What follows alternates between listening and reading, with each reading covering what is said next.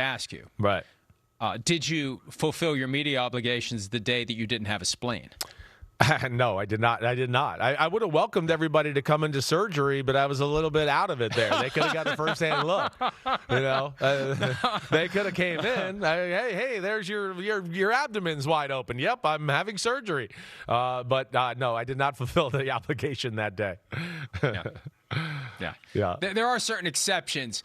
Being rushed to the hospital in an ambulance is an exception to the mandatory media obligation. Here's Will Campbell on the criticism that comes with the territory of being a professional athlete. It comes with the job when you don't perform. Obviously, I was picked high, paid a lot, so people expect a certain thing, and I expect more of myself. So whenever I don't perform, I don't expect everyone to be like, it's okay, buddy. Obviously it sucks, but it doesn't suck for anyone more than it sucks for me. Man, that's the second time he almost cried there. So that just tells people how human and how tough it is. And, like we said, more times than not, these guys bring it home with them. And this is going to live with him for quite some time here before he can put that to rest. Yeah, there's a grieving process after the season ends, and Definitely. The higher you climb, the farther you fall when you lose. Right. And that Super Bowl loser, and Miles and I talked about this yesterday, and I don't know, back in the 70s, it just felt like there was a greater stigma to losing the Super Bowl. And maybe it's when you get your ass kicked, there's a greater stigma. Like maybe if it's just a close game and somebody had to win, somebody had to lose, there's less of a stigma. It really did feel like. And this was the same vibe last year. This one felt more like it, though. This one felt like one of the 3 different days in January of 75, 74, and 77 when I suffered through 3 hours of that slow, inevitable suffocation where the Vikings had no chance. Or most of the 80s. There is a greater Think stigma. about that. The 80s, right? You go Yeah. from the Raiders blowing out the Washington Redskins 38-9 and Super Bowl 18, and then it was the 49ers dominated the Dolphins, the Bears dominated the Patriots, right?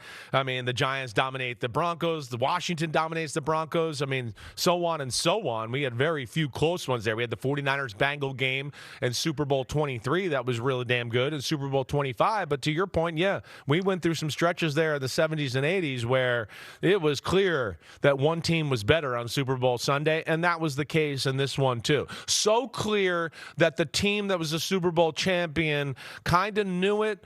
I said this pregame too, right? And you don't know what to make of it because the Patriots, you go, well, maybe they're just being low-key or whatever, but the energy on the field was palpable on one side compared to the other. It felt like the Seahawks were on the field like, we're about to win the Super Bowl championship today. We're going to kick the crap out of the Patriots.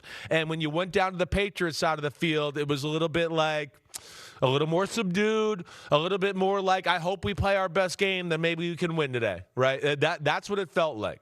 And because of that, and then we get onto the field and the game started, the Seahawks played a style of football where they're like, we're better and we're not going to try to look too sexy or take too many chances because as long as we just keep playing and don't mess this up, we're going to win the football game. And that was very 70s and 80s like you're talking about. Rodney Harrison tells the same story about Super Bowl 39, but it was flipped. Like the Eagles were hyped. Well, it's funny. They were hyped. It's funny you're saying this. So I told Devin and Rodney, right? And I've had this conversation with Rodney before. But so he goes, man, they're so hyped. I'm worried they're going to run out of energy, right? And I said, this ain't one of your Patriot teams. I said, these are the Seahawks. They're all young. They got plenty of energy. They're not running out of energy today. Don't you worry. Devin Witherspoon's got energy to do this 7 days in a row. He's going to be fine. He could go not to sleep, and he'll be like, it's Super Bowl. Let's go. I'm crazy.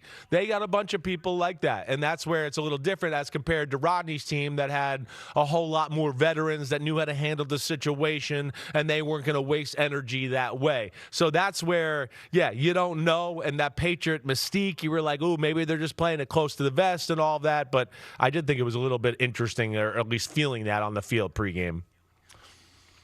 But you're right. I mean, if you have unlimited energy, it doesn't matter if you're a little bit too hyped too soon. Right. Because you got to maintain it for the full 3.5 to 4 hours of the game. Right. So, bottom line, the Patriots deserve credit for getting as far as they did. Somebody asked me yesterday, how in the world was Drake May second for the MVP? And the answer is very simple. It's based on the regular season. The votes were cast the day after the regular season ended. Nobody knew how the postseason was going to go.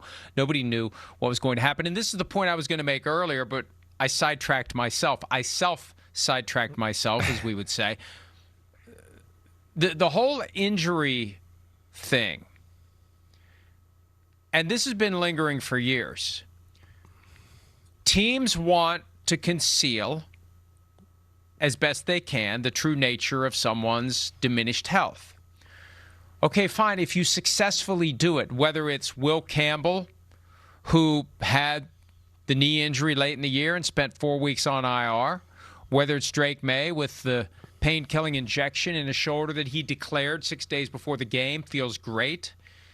Okay, fine. Then if you don't play well, then you must stink. And, people don't want to make excuses, but at the same time, if the injuries aren't fully and completely disclosed and discussed, Right. we don't have a legitimate reason for someone not performing to the level that they would perform to when they're truly and fully 100%. And it's difficult because, as they say, nobody's 100% by the time Halloween rolls around. I get that. But they hid Drake May's true health. Right. And he had a bad day. Right. And his shoulder had something to do with it. Now, I need to go back and see how it came out that he had the pain-killing injection. Maybe he made sure he said that. So people like us would say, well, okay, he's got a reason for playing as poorly as he did. Right. But that's the balance. The teams are always trying to keep things under wrap for strategic purposes. And then when the players play poorly, if their injuries are hidden or downplayed, well, it must just be that you stink. Yeah, right. That's a tough spot. That's maybe part of the problem and why the NFL needs the teams to be a little more transparent and more in depth with these injuries, right? You want to talk about mental health, the players and all that. You're setting them up for a disaster. No win situation, no excuses. Nobody wants to hear it. That's the football way, right? That's even me with my old school thoughts. You were out there, I don't care. You got to play better. Period. Blah blah blah. Hey, right? But that's not necessarily fair. Look at what happens if you can't play. Right. Look at what Parcells did to your dad when he couldn't play. It's like he wasn't even on the team. Exactly. So it's just it's tough that way. It really is. And so yeah, I feel for a player that way because you're trying to do good for the team and you don't want the other team to know how banged up you are and within that. But yeah, when the results don't work out the right way, people don't. The normal fans not going to know some of the nuance we're discussing right now between his shoulder and he got a shot and all of that. And that's what stinks for the player too. And I think at the end of the day, to understand why Parcells was the way he was when it came to a guy who was truly injured, and I think there are coaches in the NFL who act that way now. Yeah. I think that having that kind of hard shell approach to somebody who can't play, I think it helps deter someone who may be inclined to embellish and say, I can't go today. I think it scares guys who are well enough to play into never saying, I can't play. Right. Well, and here, I'll add to that. Right? When I used to go visit my dad at Giant Stadium on a day where maybe he had to get treatment on a day off on Tuesday or whatever, he might take me down there. Like when you went into the training room, the trainers were wearing winter coats and winter hats because they made it miserable to be in there. They made it miserable. And this was the same in New England with Belichick. They made it miserable. So, you're hurt? Yeah, you're going to be miserable in here being hurt. You better work hard to get the hell out of here. Oh, you got to be here at 4:30 in the morning for rehab because you're not playing, so we're not worried about your rest. But get in here, and you're going to freeze your ass off. But, yeah, you're going to be miserable while you're hurt. You want to get healthy in a hurry when it's like that. And add that to what you're talking about. Yes, so there is some of that old school approach there where, it's tough, and there's a little bit of a hot poker getting the player ready and getting them back on the football field in a hurry. Hot poker, making it cold. I remember when Parcells got the job in Dallas, first thing he did, the air conditioners in the players' lounge were cranked up to extra high. Right, you're not going to hang there. Wanted to go in there. Right. Hi, it's Mike Florio. Thanks for watching PFT on YouTube. Hit subscribe for the latest news and analysis from Pro Football Talk.